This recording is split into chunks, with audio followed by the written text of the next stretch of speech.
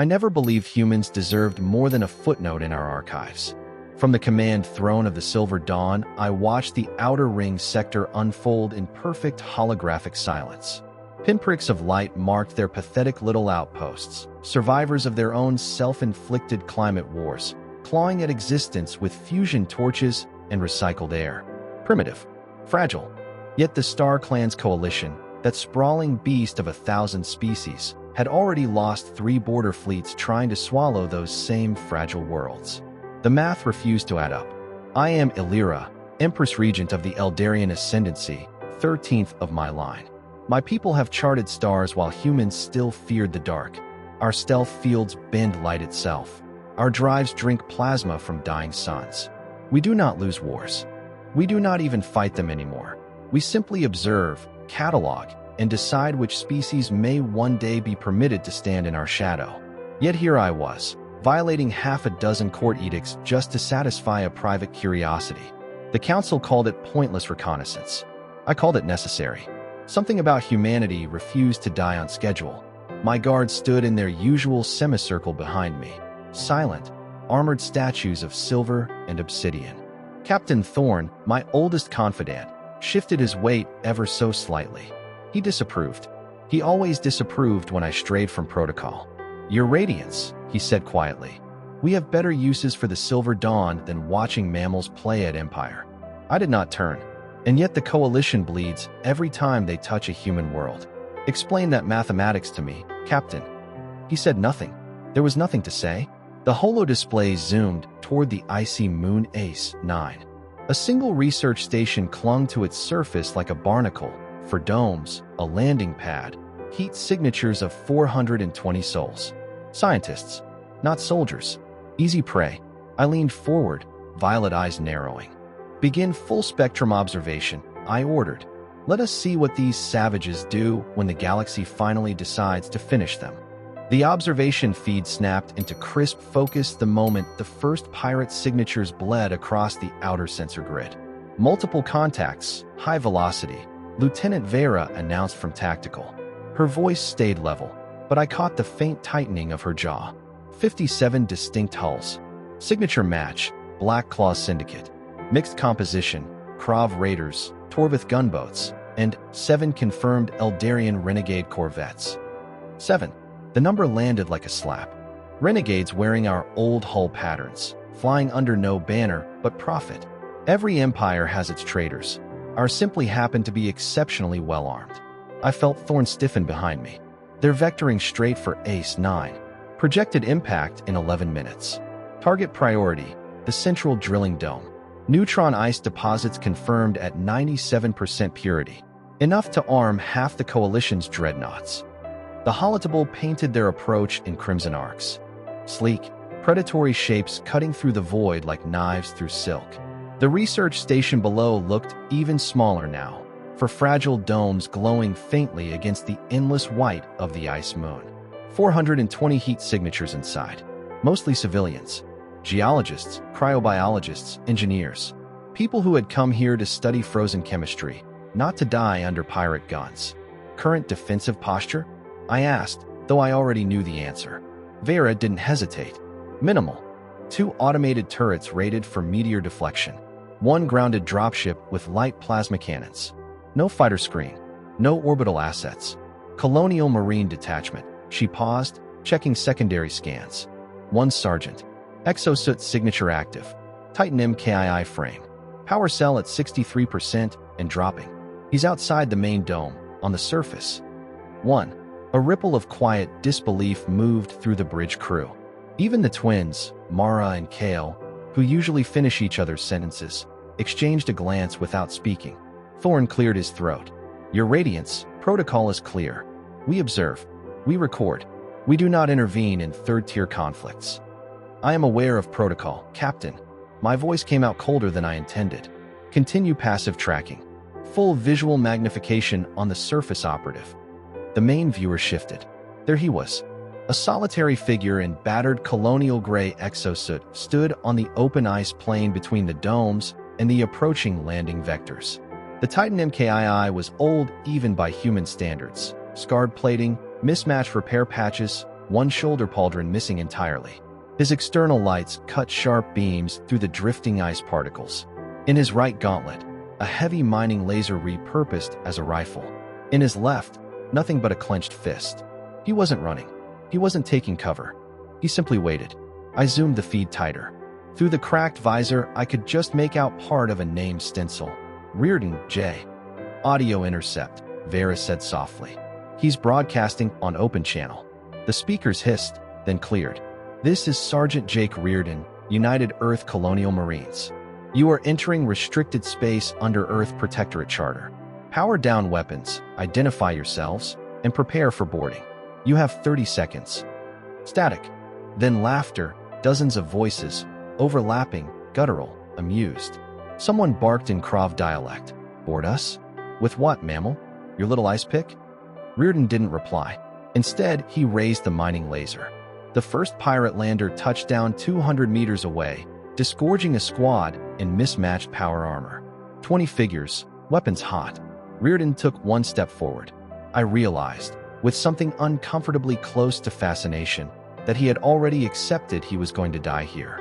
And he had decided it wouldn't be quick. If you've watched this far, then this story is really interesting to you. Please confirm it by clicking like under this video. It doesn't cost you anything, but it will help me understand what story to publish for you next. Write in the comments who the alien woman in this story looks like, and who you would like to see in the next one. Tell me, do you like the comic book style? Let's move on. I watched him fight. Not watched in the detached, clinical way we usually observe lesser species. This was different. My pulse, usually so steady it could calibrate medical scanners, quickened with every plasma bolt he fired. The first wave hit like a storm. 20 pirates poured from the landed dropships. Krav berserkers in spiked plating, Torvith heavies with rotary autocannons, 3 renegade Eldarians wearing stripped-down versions of our own stealth armor. They moved in textbook assault formation, suppressing fire, pinning the research domes while flankers circled. Riordan didn't wait for them to close. He triggered the mining laser. A lance of coherent blue-white energy stabbed across the ice plane and punched straight through the chest plate of the lead Krav. The creature staggered, then exploded backward in a spray of superheated blood that froze instantly in the thin atmosphere. One down. The pirates returned fire. Bolts and slugs chewed craters into the ice around him. His Titan-MkII shuddered under impacts. Chest plate scored, left pauldron cracked, but the suit's ablative layers held. For now, he rolled behind a cryodrill rig, popped up, and fired again. 2 more went down. A Torvith's helmet shattered, a renegade's shield generator overloaded in a shower of sparks. The pirates hesitated. Just a heartbeat. But in combat, a heartbeat is eternity. 73 seconds elapsed, Vera reported quietly. Hostiles, 47 remaining. His suit power at 41%. I leaned closer to the holodable. He's not trying to win. He's stalling. Thorn made a low sound, half grunt, half disbelief. Against 50? That's not stalling. That's suicide with extra steps. Yet the evacuation shuttles are already warming engines, Lieutenant Vera countered. Thermal blooms in the ice tunnels. They're moving. I glanced at the secondary feed. Tiny figures in environment suits streamed through the subsurface corridors toward the launch base. 420 souls. Every second Riordan bought was another life slipping free. He moved again. Using the cryodrill's massive arm as cover, he sprinted low across the ice toward a geological charge depot. A pirate tried to flank him with jump jets. Riordan spun without breaking stride, raised the mining laser one-handed, and fired. The shot clipped the jetpack's fuel line. The pirate spiraled wildly, slammed into an ice ridge, and didn't get up. The bridge crew inhaled collectively. He calculated the exact deflection angle mid-stride, Mara whispered. In 0.3 Gs. On unstable regolith, Kale finished. I felt something unfamiliar coil in my chest. Not fear, not pity, respect. The pirates adapted. They stopped charging blindly.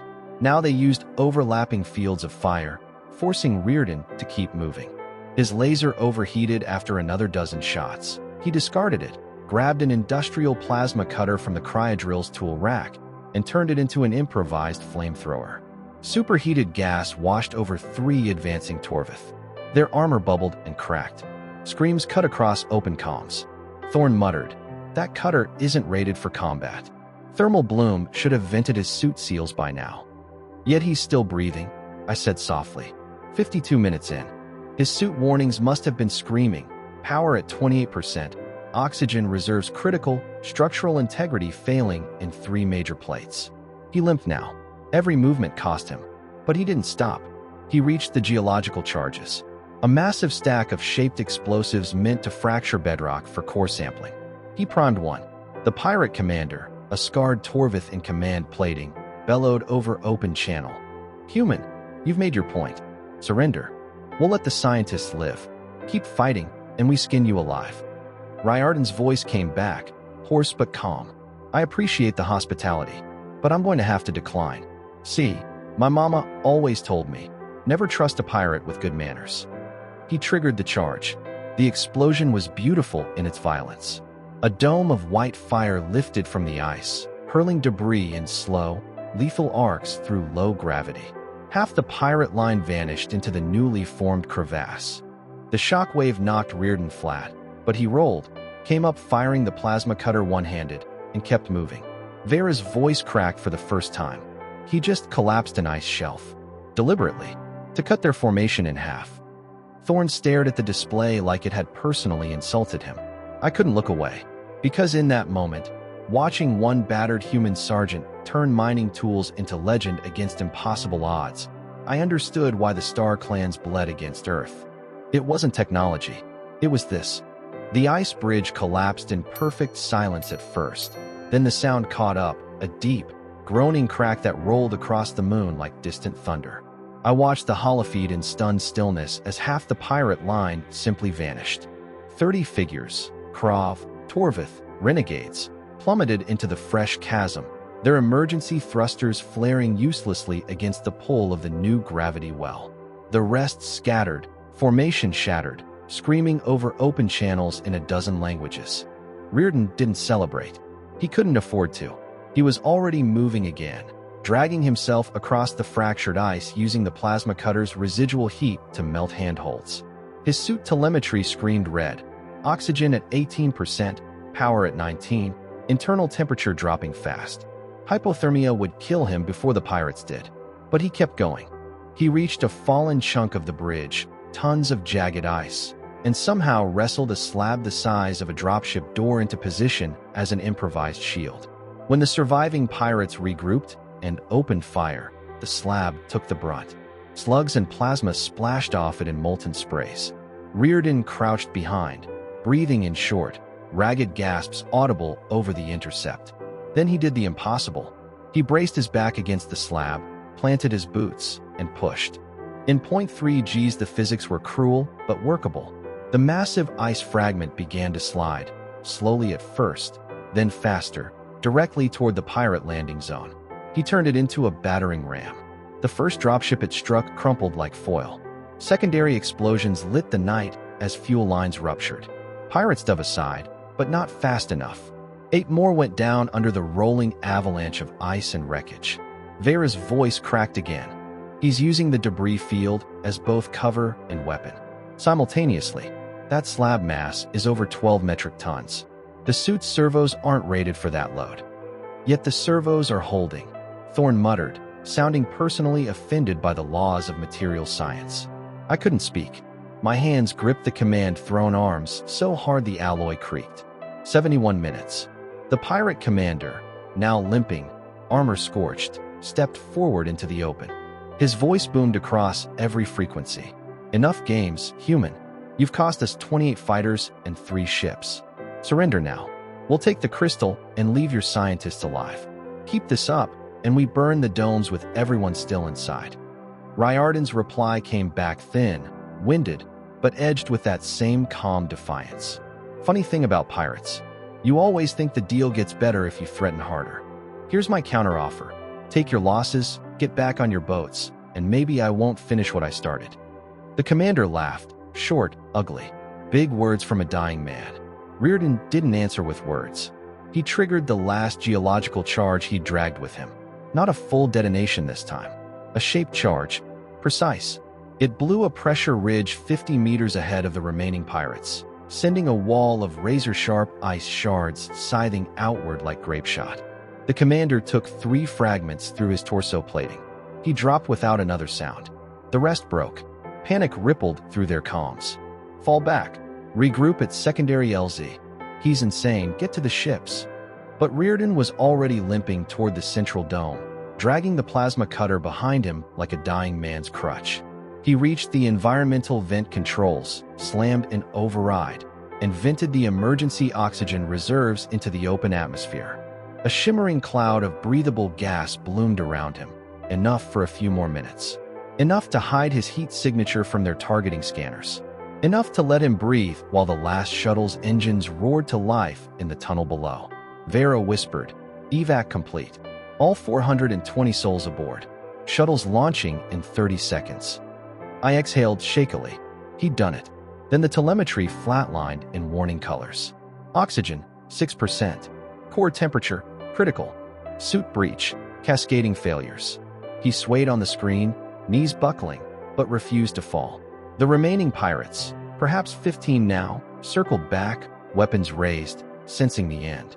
I felt something hot, an unfamiliar burn behind my eyes. Thorn spoke first, voice low. "Your radiance, he has minutes. Less." I looked at the holodable, at the tiny, battered figure standing alone on a dying moon, surrounded by enemies, having bought every last life he could. And I made the decision that would rewrite 3 centuries of Eldarian doctrine. "Drop stealth," I said. The bridge froze. "Repeat that command?" Thorn asked carefully. "All jamming drones, full deployment. Paralyze their drives and weapons. Recovery team to the surface. Extract Sergeant Riordan. Now." No one moved for a heartbeat. Then Vera's fingers flew across her console. Stealth field collapsing in 3, 2, 1. The silver dawn appeared in their sky like an avenging constellation, sleek, vast, weapons ports glowing with restrained fury. The pirates stared upward in collective horror. And in that moment, one pirate gunner, panicked, desperate, managed to lock and fire a spinal lance.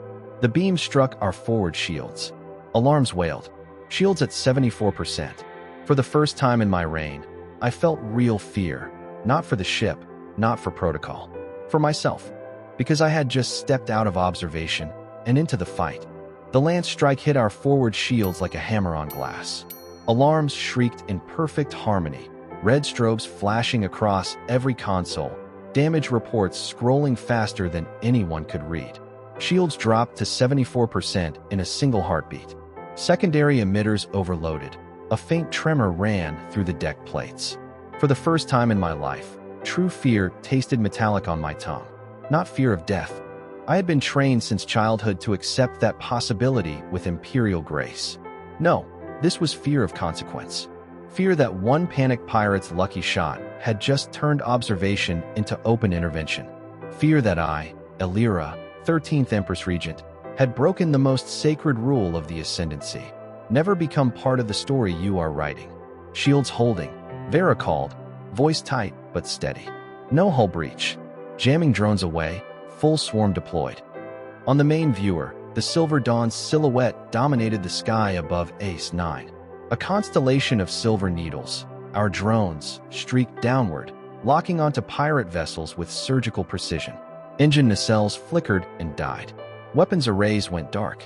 One by one, the Black Claw's ships became floating tombs, their crews trapped inside metal husks that could no longer move or fight. The pirates on the surface froze, heads tilting upward in collective disbelief. Their comms erupted in panic. Warship decloaked, Eldarian configuration. That's impossible. They don't come this far out. Run, get to the shuttles. Too late.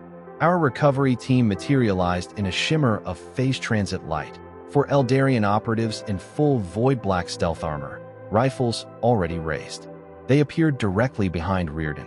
He turned, slowly, painfully. His cracked visor reflected their towering forms. For a moment, I thought he might raise the plasma cutter in defiance. Instead, he simply stared. One of the operatives, Sergeant Elira, team leader, spoke through her external speakers. "Sergeant Riordan, United Earth Colonial Marines. We are extracting you. Do not resist."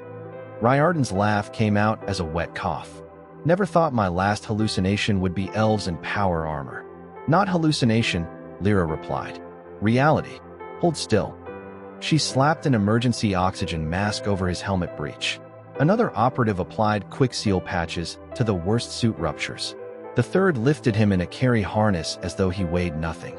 The fourth maintained overwatch, plasma rifles sweeping the stunned pirates. They vanished again, phase transit flash, and reappeared in our primary medical bay 12 seconds later. I was already moving. Medical priority alpha, I ordered as I strode through the corridor, guards falling in behind me. Full stabilization. No restraints. Treat him as honored guest. Thorn caught up, voice low and urgent. Your Radiance, this violates 17 separate edicts. The Council will. The Council will hear my report. I cut in, and they will understand why I acted. Or they will learn what happens when an Empress makes a command. He fell silent. In the medical bay, the auto-surgeons had already stripped away what remained of the Titan-MkII. Riordan lay on the central cradle, pale, bruised, frostbitten in patches, but breathing. Stabilizers hummed around him, knitting tissue, flushing toxins, warming blood. His eyes opened. Confusion first, then recognition of the curved, alien architecture, then the tall figures watching him. He tried to sit up. Restraints gently held him in place. Easy, I said, stepping into his field of view. My voice modulator was off. I spoke in unfiltered Eldarian common, knowing the translators would handle the rest. You are aboard the Silver Dawn, Eldarian Ascendancy reconnaissance vessel. You are safe. He blinked slowly. Empress. I inclined my head. Elira. And yes. A ghost of a smile touched his cracked lips. Figures my rescue would come with royalty. Thanks for the save. Though, gotta say, the timing was dramatic. You bought 420 lives, I told him. We merely collected the debt. He coughed once, weak. Debts paid when they're breathing free air, not when I'm breathing yours. Something in his tone, simple, unadorned, made the bridge crew shift uncomfortably behind me. I studied him. Scars old and new. Eyes that had seen too much and still refused to look away. A body that should have died an hour ago, yet here it was, stubbornly alive. Why? I asked quietly.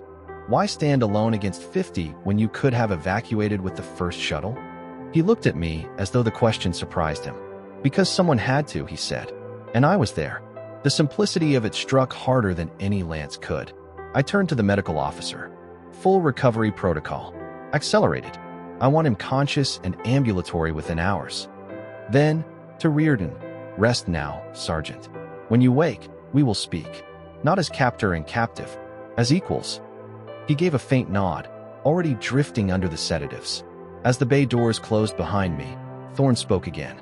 You realize we have just kidnapped a human colonial marine, revealed ourselves to pirates, and damaged our own vessel in the process. I met his gaze. Yes, I said, and I have never been more certain of anything in my reign. Because in the silence after the alarms, one truth burned brighter than any star. The Empress and her guards couldn't fathom the lone human's relentless power. And now, having seen it, I could never unsee it. I stood outside the medical bay observation window long after the sedatives took him under. The auto-surgeons worked in silent precision, needles dancing, tissue regenerators humming, monitors painting soft green lines across his vitals. His chest rose and fell steadily now. Color returned to his face in slow degrees. The frostbite patches on his cheeks were already fading to pale pink. He looked almost peaceful. I had never seen a human this close without a combat filter between us. Thorn joined me quietly. Recovery at 87% projected in 4 hours. Accelerated protocol is holding. I nodded without looking at him. Good. A long silence.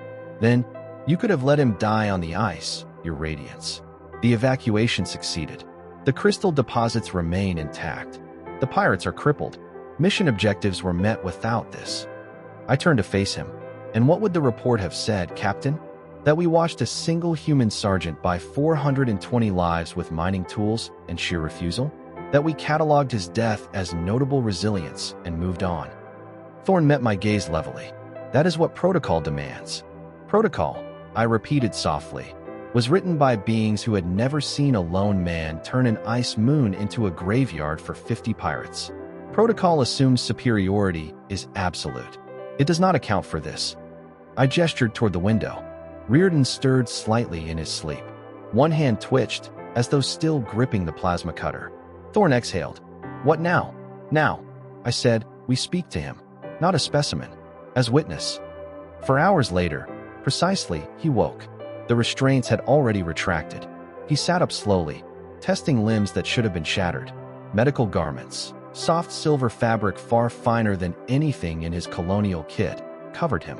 He looked down at them, then up at the curved ceiling, then at me standing just inside the doorway.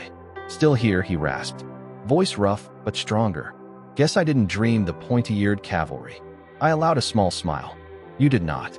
He swung his legs over the edge of the cradle. Winced once. Stood anyway. Empress Elira, right? He offered a hand. Human custom. Sergeant Jake Riordan. Thanks again for the lift. I regarded the extended hand for a moment, then clasped it. His grip was firm despite everything. Warm. Alive. Sit, I said. Or stand. As you prefer. We have questions. He chose to stand. Fire away. I began simply. Why did you stay? He shrugged, one shoulder still stiff. Colonists needed time. I was the only one with combat training and a working suit. Math was simple. Simple, I echoed. You fought 73 minutes against odds that should have ended in the first 5. You improvised weapons from industrial tools. You collapsed an ice bridge. You used your own failing life support as a smokescreen. And when it was over, your only concern was whether they escaped. He looked at me steadily. Someone had to do it. I was there. End of equation. I studied him. No bravado. No self-pity. Just fact. And if we had not intervened? A faint, crooked smile. Then I'd be a very expensive ice sculpture right now. But 420 people would still be breathing free air. Worth the trade. Something in my chest tightened. I had ruled an empire for decades. I had commanded fleets, negotiated with gods of other species, stared into the hearts of dying stars. Yet this scarred marine, barely taller than my shoulder, had just reduced galactic calculus to the simplest arithmetic. People needed help. He could provide it. So he did. I turned to the viewport. Ace, 9 spun slowly below us, scarred but quiet now. The pirate hulks drifted powerless, waiting for whatever fate their owners would send. I have decided, I said quietly, to return you to your people. With gifts. He raised an eyebrow. Gifts? A data core. Complete schematics of our drives, shields, phase transit systems, cultural archives, language matrices. Enough to accelerate your species by centuries, if you choose not to weaponize it. His expression shifted, surprise, then wariness. Why? Because I watched you fight, I told him, and I saw something my people have forgotten. Superiority is not measured in technology. It is measured in what one does when every rational calculation says surrender. He was silent for a long moment. Then, you're betting on us. I am betting on the possibility that humanity might one day stand beside the Eldarian ascendancy. Not beneath it, not above it, beside. Riordan exhaled slowly. That's a hell of a vote of confidence from someone who thought we were primitives a few hours ago. I was wrong, I said simply. I correct errors when I find them. He looked out at the stars. If I'm going home tomorrow, mind if I ask one thing? Speak. Your coffee dispenser. It's terrible. Tastes like battery acid. Fix that before the next human visits. A surprised laugh escaped me, genuine, unguarded. I will have the engineers prioritize it. He grinned, small, tired, but real. And in that moment, watching a battered sergeant joke about coffee aboard my flagship, I knew the galaxy had just tilted on its axis. Because one human had refused to die, and now, because of him, an empress refused to remain blind. The next morning, the silver dawn hung silent above Ace 9's scarred surface. I watched from the observation deck as Riordan, now in fresh colonial fatigues we replicated from his suit scraps, stepped onto the shuttle bay deck. He moved with only a slight limp, the accelerated healing leaving faint pink scars where frost had bitten deep. He paused at the ramp, turned, and saluted, crisp, human military style. I returned it with the open palm Eldarian gesture of respect between equals. No speeches? He asked, voice carrying across the quiet bay. Words are cheap after what you did, I replied. Go home, Sergeant. Tell your people the ascendancy sees them now, not as primitives, but as possible allies. He nodded once. If you ever swing by Earth space, coffee's on me. Real stuff, not battery acid. A small smile touched my lips. I will hold you to that. The ramp closed. The shuttle slipped free, engines flaring soft blue, and vanished into the black toward the nearest Earth patrol beacon. I stayed at the viewport until it was gone. Thorne approached quietly. The data core is aboard. Full disclosure, they will be overwhelmed. Good, I said. Let them be. Back on the bridge, I opened my private log. Fingers hovered over the interface. I wrote one line. The Empress and her guards couldn't fathom the lone human's relentless power. I saved it. Then I ordered the Silver Dawn to turn for home. The stars stretched ahead, endless, indifferent, beautiful. For the first time in centuries, I no longer felt we owned them alone. Because one stubborn sergeant from a dying moon had reminded an Empress that true power isn't measured in fleets or drives or shields. It is measured in the choice to stand when every rational voice screams run. And in the quiet aftermath, as HFY spun slowly below, I knew the galaxy had just grown a little larger and a little more hopeful. Thank you for listening to this story to the end. Don't forget to like and subscribe. Write in the comments what moment in this story impressed you the most. Tell me, do you like the comic book style? And also check out the other videos that just appeared on your screen. See you in the next video.